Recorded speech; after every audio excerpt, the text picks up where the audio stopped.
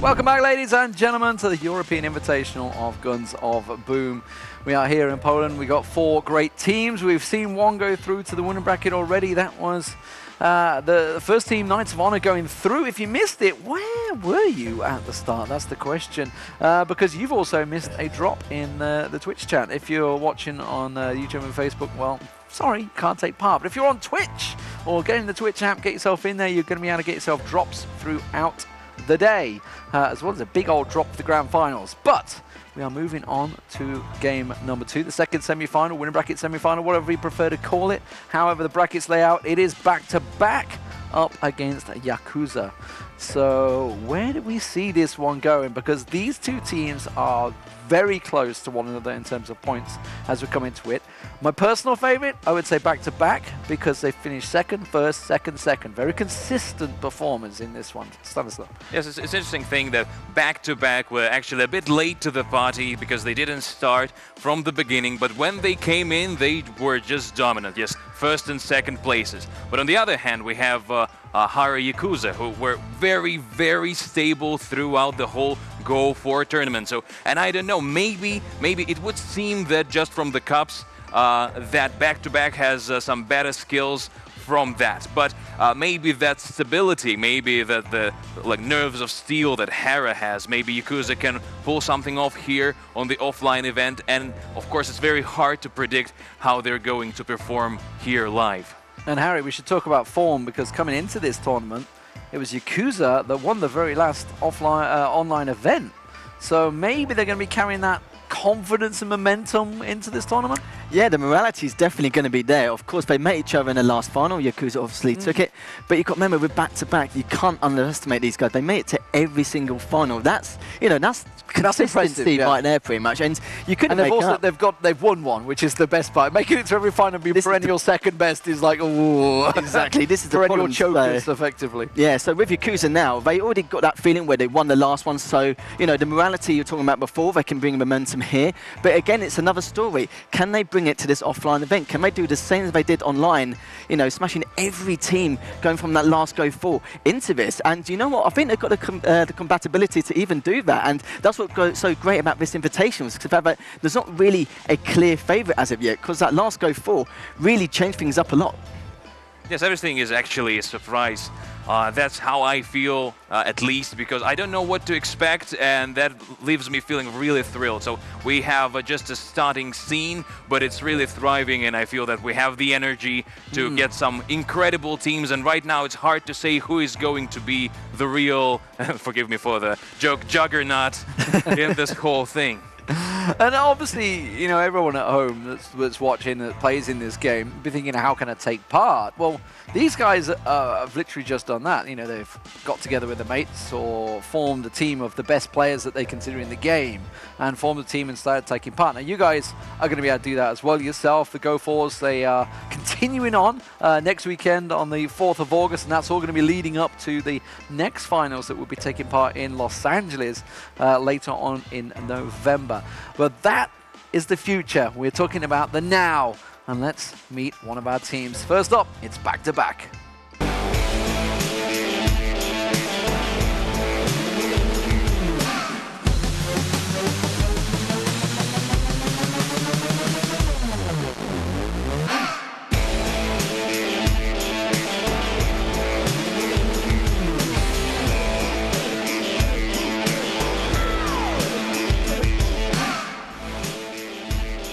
And here is your team, back-to-back, from left to right.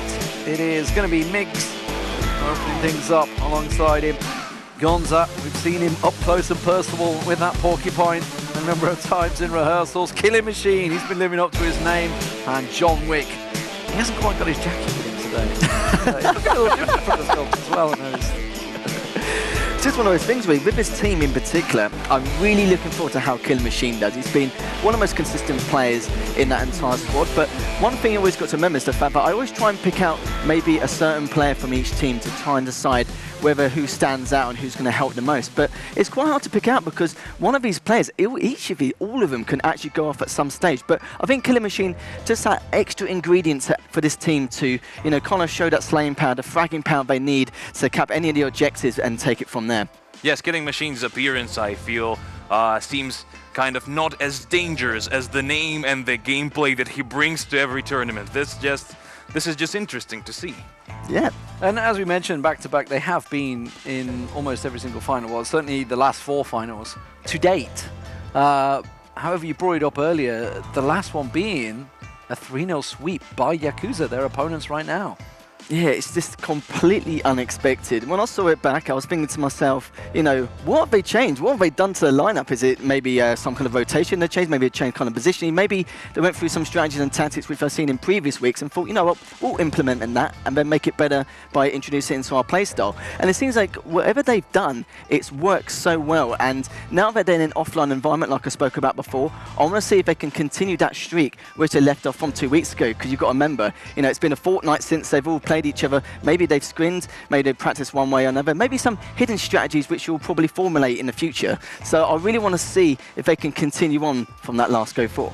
Yes, it could be a case of a very hidden evolution happening for YAKUZA here, so let's see how it goes. Let's see exactly how it's going to go. Let's introduce their opponents. It is YAKUZA.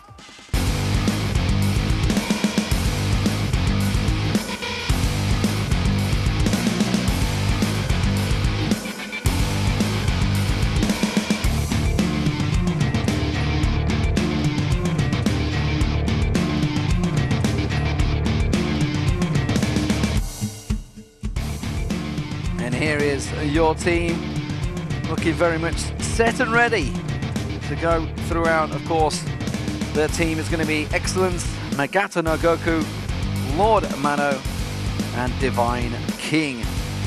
As we mentioned, 3-0, their previous result. It's got to feel good. It's got to give them the mental edge, right, coming into this game, Harry? Oh, absolutely. There's no other words to describe this team. It's they actually continue that momentum from the last Go 4. They should be a clear winner, a clear favourite, but you've got to remember it's the fact that it's completely unpredictable since you get some of the top teams being lower teams, but you've got to remember as well it's the fact that they've done the complete opposite, so it's been quite a lot of a switcheroo. But in terms of some of these players and who we want to see, I've seen a lot of XONC, not being biased with the whole UK scene, being UK sports back and all that, but he's definitely a player where when he goes off, he's literally a tool of destruction. He's extremely difficult to hold back, and if he goes off, especially in this match, we're going to see some good things from him.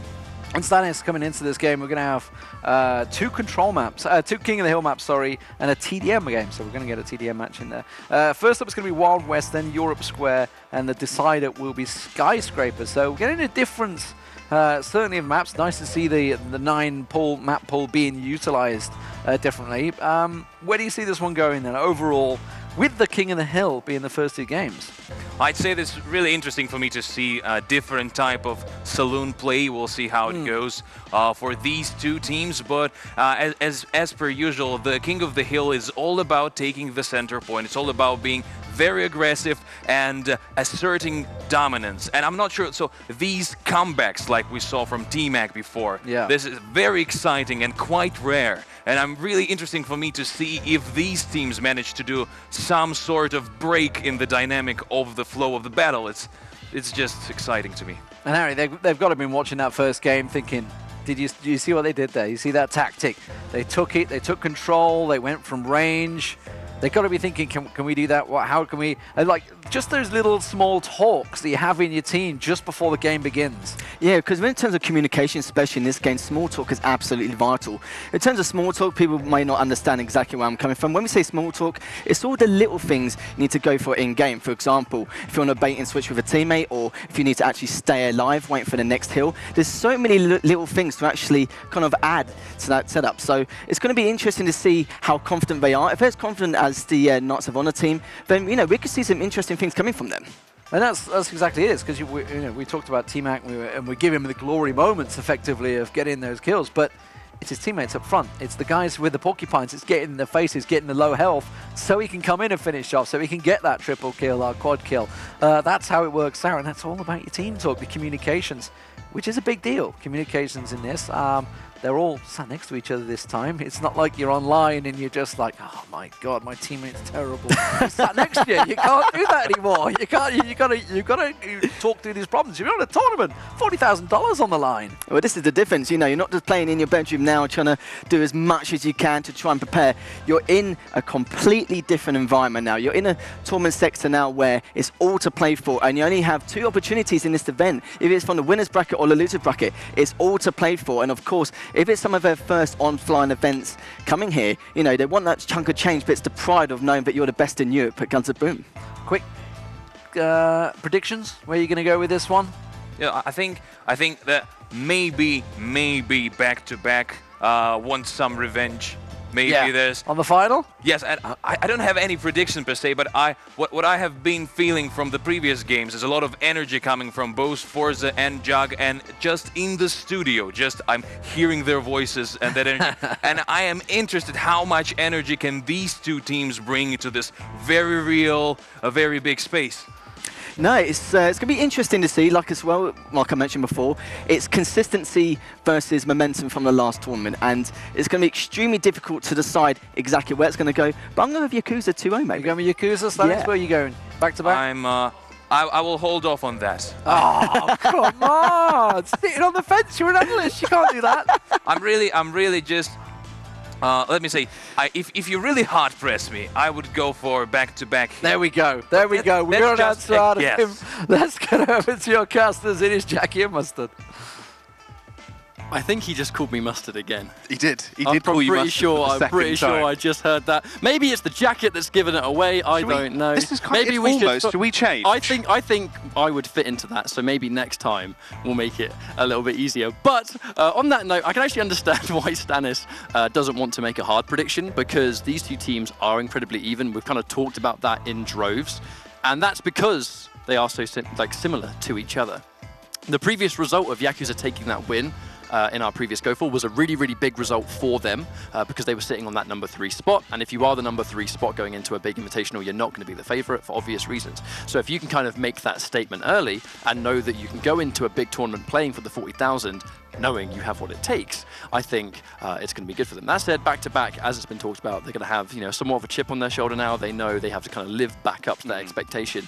And with Wild West as our first map, personally, I find it interesting because this is very much a King of the Hill where you see all the action in the center. On some of the other maps like Paradise Island, it's actually about not really having the point, it's about being aggressive and kind of trapping the spawns. On Wild West, you don't really get the chance to do that because there's so many ways you can go inside. From what you've seen from these guys so far, and obviously from what we've seen in Wild West as well, are you expecting this one to be close, do you reckon? I actually think this will be quite close to fair. For me though, my only sort of thing that I'm leaning towards is I feel like if we do get to that team deathmatch at the end, that's where I actually think back-to-back could really swing it back in their favor, purely because of 2 men that have just proven to me they have so much talent, and that's going to be John Wick and Killing Machine. I feel like they can be such big top dogs. I mean, his name's Killing Machine. You know, you can't really have that name if you're going to be the support player, and he is an absolute mad fragger. He'll walk into that server, he'll feel confident, and he starts backhanding people. And I mean, John Wick, I mean, we all know what happened to his dog, so I think a support player called John Wick would just be wrong, wouldn't it? It wouldn't make any sense. Maybe this is the sequel that we've all been waiting for, but it's going to be Wild West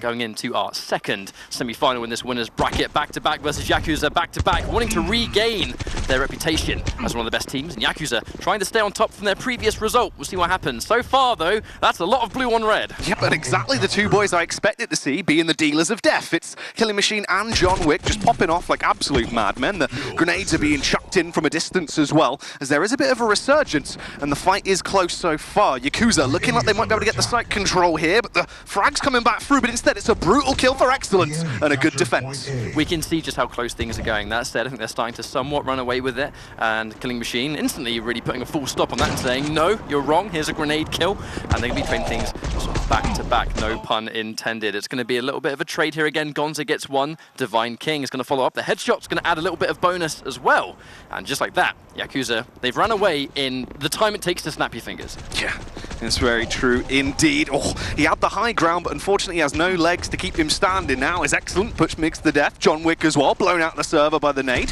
Gonza, the only one to really do anything. Killer Machine tries to just sprint, goes for the grenade, misses barely, but will actually find the flick instead, takes down Lord Mano. It's all about that side control, and they're doing such a good job of keeping it. And it really kind of goes back to what you talked about. All of the action takes place smack bang in the middle, because there's so many angles you can get shot from. And with range being popular, but the one-shot kill of the Porcupine as well, Lord Mano getting a double with the exact same weapon I was just talking about. But Killing Machine puts a little bit of an exclamation mark with that. Goes in for a second, but it's not going to be enough to kill. But it's going to come close, setting up Gonza to finish the job. That's Killing Machine as well, kind of putting Gonza in his place, really. He is the youngest player at the tournament, just taking down the oldest man that's here, proving that maybe the youth there is overcoming the experience. The future is now, old man. Oh, brutal kill. Fantastic. Extra kills, extra points as well. That's going to be an easy finish for Killing Machine, though. Gets a good headshot, and it sets up for Gonza to finish again. Porcupine and Barracuda is by far one of the most dangerous combinations, and that's going to be excellent damage as well. Is it enough to finish? Consistently outnumbered, but hang on a minute. Let's look at the top of the screen. We can see a comeback on our hands, Jackie. Yeah, it's so close here. Catch up. Only 5 points between the two sides. They are going to equalize now, and Mix is going to be the difference maker. The double kill sets them up, pushes them into the lead. Gonza with a nade, barely misses, actually connects it, takes them down. This is tremendous. Magat forcing himself into a 3v1. I don't like that. I feel like we should have seen a little bit more patience. Excellence goes in as well, but that's going to be, I mean, you're on borrowed time when you're on that health, and I feel like they managed to get a bunch of frags, and then they start to trickle in one at a time. That's now going to stagger the spawns and make it difficult, but they're starting to do a little bit of damage. I wonder if it's going to be too little too late, though, this late in the game. Oh, well, we're going to have to wait and see. The nades are coming back through. Gonza, Miggs, and John Wick have all been taken out. Finally, they've got the control of the point. They can try and defend it, and they are spreading out as well, but the resurgence is here. The support squad themselves, John Wick and Killing Machine, find a killer piece until Excellence puts one of the men down, goes in for the double, but Killing Machine with the sniper knows how to end his reign of terror. It's a nice angle he's playing from as well. He's got that high ground, but eventually he will be finished off. I feel like Killing Machine is starting to get figured out a little bit there as well, knowing that he's going to be by the trucks every single time, so let's just pull our aim over there, and they're going to finish things off. This is incredibly close. This is neck and neck. Absolutely the closest game we've had today, but I don't know how to call this one. Is it enough? YAKUZA, I feel like they've been able to get a little bit, but it's not enough. Just before we can even finish talking, it's 10 here, 10 there. Oh my goodness, it's so close. It could really go either way at the flip of a coin right now, and they're trying to make it work. They need to get those additional points right here, right now, or the difference will be made. And there you have it, back-to-back come in with a filthy little frag at the end to take it away just at the last moment. Look at the score. The score was dead even for back-to-back. There really was, obviously there was a star performer there, but I think it's a matter of just looking at, did anyone underperform? And in this case, absolutely not. Everyone did that even effort, and I feel like in a match as small as this, even effort is incredibly important. Yeah. But that is the main point as well. Towards the end, YAKUZA, they kept it so close, but they did figure out the playstyle. It was very clean-cut from back-to-back. They had pretty standard setups on how Killing Machine and John Wick were playing, where those positions were going to be utilized, always trying to use that high ground, sticking to the very similar angles. As soon as they sort of figured it out, that's why it was so close. And at the end, really, all it comes down to is those bonus points. If that wasn't there, who knows how this game might have gone. Yeah, exactly. When it's a matter of basically less than 100 points, it's going to be how significant were some of the frags that we got prior. Did someone get a triple? Did someone go on a killing spree? Basically, the points you get for those is that's the difference between winning and losing in that case. But I think that was so close. To take away from that is, well, we essentially need to make sure we can maintain that level of play. If they somewhat slip even by a hair's length in the next map, I feel like it could be a 2-0 for back-to-back. That said, we are going to be going on to EU Square. Now, EU Square, you guys might not have seen it today, but it is a very, very popular map for control points. And that's because, well, very similar reasons to Wild West, to be fair. There's a lot of center point action, but with this in mind, it was the key frags that set back-to-back apart in the previous one, and in control points, that's actually not going to be as prominent. I've actually just been told the rotation Skyscrapers is actually the next map, which it actually kind of almost completely reverses what I talked about.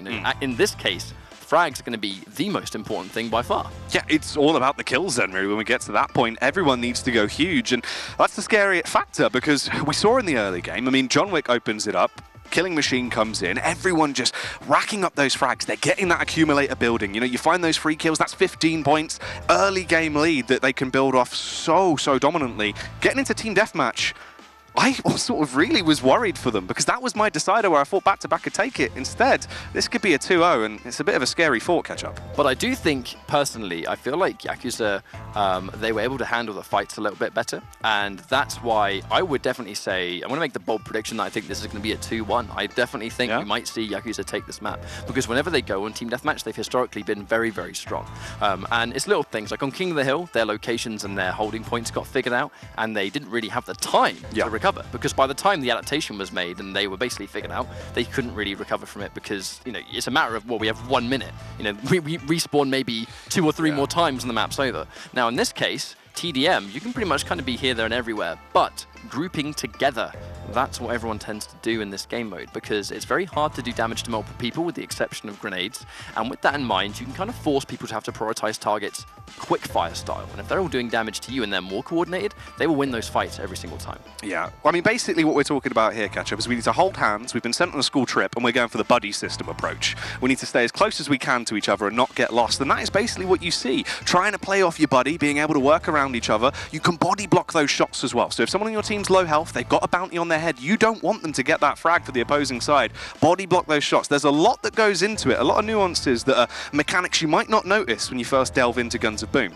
And elevation is going to be the key word for Skyscrapers. And that's not even a no pun intended kind of situation. This has so many up and down points where on some things like Military Warehouse, you can kind of keep your crosshair even and get headshots universally. On this map, it's nowhere near the same, because even immediately, look how many staircases there are. You've got to be a really good sniper if you're going to rack up those headshots. And in TDM, headshots are the most important thing by far. Here we go, group fight begins. Trade of nades as well, but it is actually Excellence that comes in big with the first couple of frags. Gonza as well and Migs are able to punish back. Very close in the early fight as they do get the trades off, but John Wick, he's isolated and sniped. And I think trade-off, that's going to be the magic word here. Whenever you have these fights, you can only really survive for so long in Team Deathmatch, especially when the damage is as high as it is with the weapons everyone uses, that Porcupine, that Barracuda. It all almost near insta-kills. So if you win a fight, it's all about taking as little as possible and not even getting hit at all. 1 point separates these teams. I spoke too soon. Lord Mano is able to clean that one up, but another trade-off comes through. You very rarely see a team wipe, but a killing spree from the killing machine. That's a great start. Well, big stuff. Has punished Excellence. That is the end of UK esports once again. RIP and pepperoni. Did it ever really have a life? I'm not going to answer that question. That's all right. We had Source. We'll remember that. But pushes come through. Let's see where they can build from this point. Killing Machine going to be able to push out. Oh, nearly. He set himself up, but realizes he's a bit of more than he can chew and tries to reposition. But Excellence comes straight back in, and he's giving it. Charges in. Supports Lord's Mano, and they are punishing. And that's why you don't see Killing Machine push too far ahead, because he's such a good sniper. He wants to make sure he is within that range all the time. You know, for those that may not know, weapons do have an effective range in this game. If someone's really far away and your gun doesn't have the range, you simply can't shoot them. So the only way to contest that is to have a sniper rifle of your own. But sniper rifle 1v1 against Killing Spree is easier said than done. There we go. They're just sprinting up, going for it as they are going to charge in. As you said, Killing Machine though with a sniper from the distance, trying to get the follow-up frags as people are going down. A big flurry of trades across the board. Excellence with the flank comes through on towards Gonza as they just try and hold these angles now. Playing around that buddy system, trying to play more of a defensive setup as they know the swarm's coming back. This is the calm before the storm that we always see in TDM, where they're trying to cluster together. But again, they're kind of getting picked off by a little bit of those Barracuda shots here and there. Just look at the chunks that go down. Magat's been almost taken out completely in Killing Machine with the finishing blow right there. But not before Divine King runs in, seizes two. Lord Mano gets one as well, but is dropped by Gonza's grenade. And look at the point difference for another time. This is dead even. Yeah, split across the board, the nades as well, forcing those players back, staggering the push coming back in, which isolates them. Excellence as well. He's got the high ground, he's in the elevated angle, but unfortunately goes up and just gets put down in seconds. Killing Machine. The advantage back taken by him as well as he annihilates Lord Mano. Woo, the nades coming through, everyone's being blown to bits. And we had the pleasure of seeing all the action in record time. That was, it's always kind of interesting when you kind of see things catch up, because it's like kind of calculate what happened in such a short space. Obviously not an issue for the players, obviously, but with 7 points separating them, it kind of goes back into the classic. This is why they're closing in together. You can see Lord Mano trying to go in for somewhat of a flank, but he's going to go 1-to-1 against Killing Machine. Killing Machine caught with the sniper rifle, forced to switch, which is damage you can't return. Migs getting completely surprised. Lord Mano's still alive, and that's going to be another one. Excellent with a triple kill. And now we're so late, I think that might have even been the game winner. That was a complete team wipe. Oh, absolutely crazy. The difference is as well, there was one player in the middle that was so low. John Wick didn't have that information, went for the flank behind. He's got into a stack versus 3 people. They've just overwhelmed him. They took him down with a knife kill as well, just butcher him, which is really not what you want. You don't want to be cut up in a little slices, do you, Ketchup? I mean, it's the worst thing that can happen, I think. And in this game, it's even worse because they get more points. You don't want to let them do that. But speaking of which, it looks like they have the lead, but I feel like, one of those key kills, again, will turn the tide. And it looks like with John Wick getting the first blood of this fight, maybe that's done it. John Wick gets a grenade kill, extra points as well. Gonza, that could have been a headshot, but is it going to be enough? Lord Mano gets 3 kills back to back, and I think that might be all she wrote. Unless they pull off a miracle right now, Gonza running away, and it's no mystery as to why. Yeah, Lord Mano, he was the absolute difference maker. Hook, line, and sinker just shut them down and went off for a ridiculous play as he started to pop off. They're trying to get those med kits off, but instead Excellency shuts them down with a double. That's the victory as YAKUZA storm through. And that's exactly why I thought if we have to go to TDM, I think I rate these guys quite highly. Because it was wonderful calculation there from Excellence at the very last minute. He could have easily been dying. He pretty much walked into a 2v1 and went, you know what, boys? I think I've got this. Yeah, I mean, he went for the huge play. He knew they were low. The comms were on point. He takes the first fight, knew he was able to punish one player, then goes for the low man. And that was it. At the end of the day, huge stuff. And for me as well, John Wick seemed like it was a bit of an underperformance from what we've seen more regularly from there. A little bit of a slow start. There were a couple of small iterations that could have changed, that actually could have given them a big lead, but instead, firefights where they were at such a disadvantage, you're not going to win those 1v3s. It's going to be so hard. Yeah, and I feel like, one thing to take away as well is that near the end of that game, they were sort of being forced on the back foot. It's a very common thing we see from some of these teams where when things go sour near the end, you can try and run away, but I think that's easier said than done when the damage output is as high as it is. If they know you're running away, everyone kind of has the universal movement speed. The exception if obviously if you take in the pants or some of those helmets you can take, they give you the extra mobility bonuses or damage bonuses or whatever. For the most part, characters do move within the same speed. So if they're trying to run away from a fight, it's very easy to shoot these people, especially if you've got the Barracuda, especially if obviously you're accurate. Hitboxes in the game are quite large as well. So when you're trying to run away on Skyscrapers, you don't really have a lot of cover to work with. That's the true thing as well. That entire map is very open angles. You don't really have that much defense to play around. A few little alcoves that you can duck into, try and pop off a med kit, but then you kind of have to go for the reface. I mean, at that point, it's the call of, do I just commit here, try and get a frag out, just hope the nade's going to do enough damage to at least tag someone so my teammate can trade me, or do you run away? And it's that downtime as well. You're out of the fight for so long, waiting for that med kit to come back up. It's a bit of a lose-lose situation if you do get left in such an awkward spot, and they kind of learnt that the hard way. The final play, I think, was quite reminiscent of that kind of choice, where it's, do I run or do I fight? Excellence made that choice to say, I'm going to fight because I'm confident if I kind of have that wonder angle right around the corner, if I know they're there and I get that initial shot, that's going to be a 1v1 without them even having a chance to return damage. And if I'm more confident in my basically reflexes to secure the second one, he can pull it off. And pull it off, he did. And it is a testament to the experience. When you're a sort of seasoned player, those micro decisions where, if I lose this, I could lose the game. But if I win this, I've won the game. And because this is a $40,000 tournament, many players, be it maybe 95% of us, would make the wrong call in that situation. Yeah, well, that's what it comes down to. It's that game sense, Although it's a very new FPS in terms of what it is, and it's on the mobile, it's different. It's the fact that you have to be down with your flicks. You need to understand how to control that, when to back off, when to go in.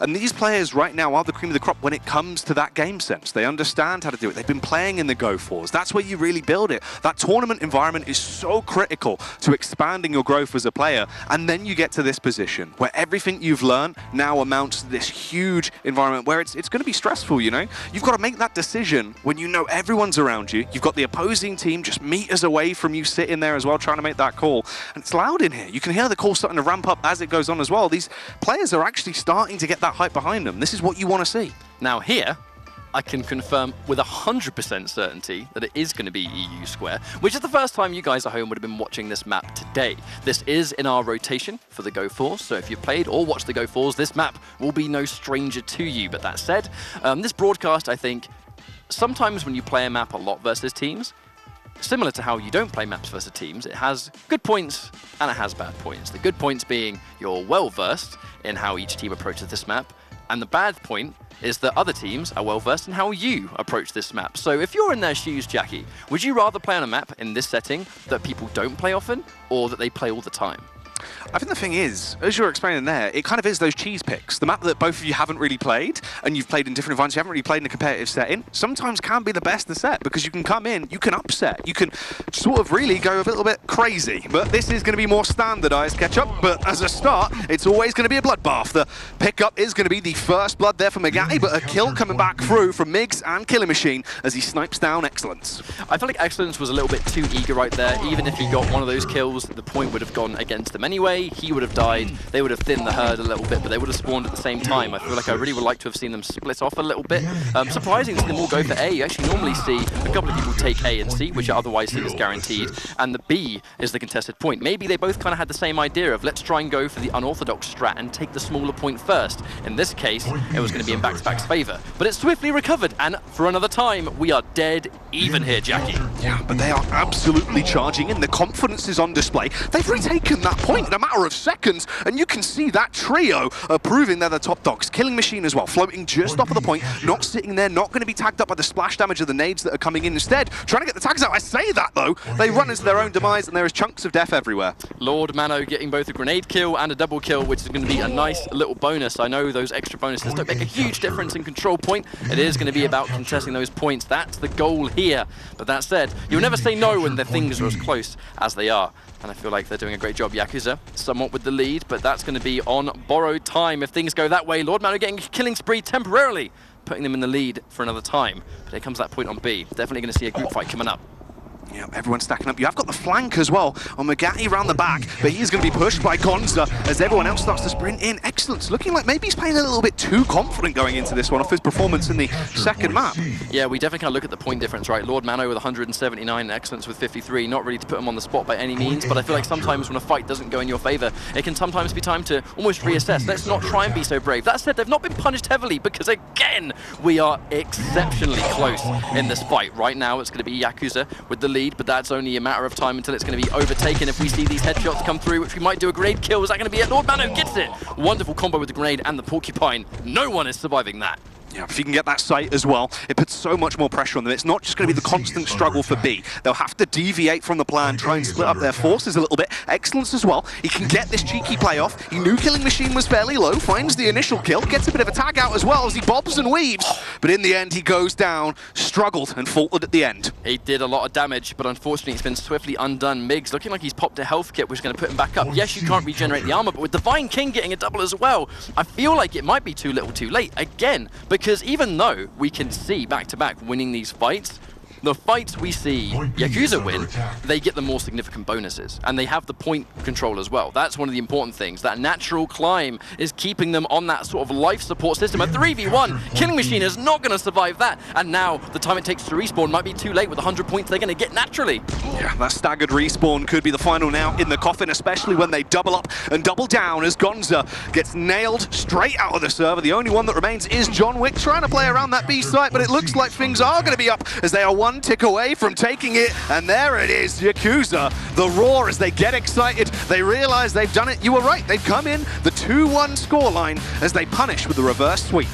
We always knew this one was going to be a little bit closer with how evenly split the two teams are, but Yakuza, they've been able to maintain this really strong level of presence, I think, you know, throughout Guns of Boom, where back-to-back, they won the first map, but I feel like it comes down to the experience of some of the players within that Yakuza lineup, where it's one map loss is not the end of the set. You know, you still have to recover, you still have to adapt, and adapt these boys definitely did.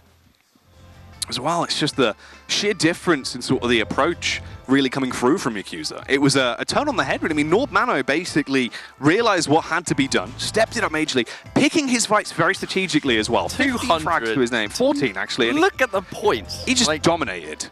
And I think it goes to show why, if you are going to have the game of your life, it needs to be right now when you're playing for 40k. That's quite a decent result right there. But that does mean Yakuza versus Jug Knights of Honor. That's going to be something that obviously we've seen many, many times throughout the Go4s. But as the story is going to suggest, maybe Yakuza are going to be the team to take it. Yes, it was a little bit harder fought, but I feel like this was always going to be, you know, a little bit of the closer seeds together. Yeah, it actually seemed like the teamwork was really on point towards the end as well. It was a constant struggle for that B site but that really is where the hubbub is going to be going down. It's in the center, it's the main control point, everyone's going to be constantly fighting for it, but nice play from Mano. He understood when to rotate off, when to actually wean out the odd flanker that was coming in towards C. He basically was denying him round in, round out, and saved so many points from going to the opposing force. I think it's a good thing you pointed that out as well, because obviously throughout the spectator, all the action was taking place in the center of the map in A, so it's no wonder we were watching that. But you might be asking, well, kind of look like back to back, we're winning all the fights. Yeah. So where's the point difference coming from? It was coming from C, and it was coming from Lord Mano, basically being the final boss of that point. But that's everything from us for now. We're going to throw you guys back over to the analyst desk to break down a little bit of the action, so take it away.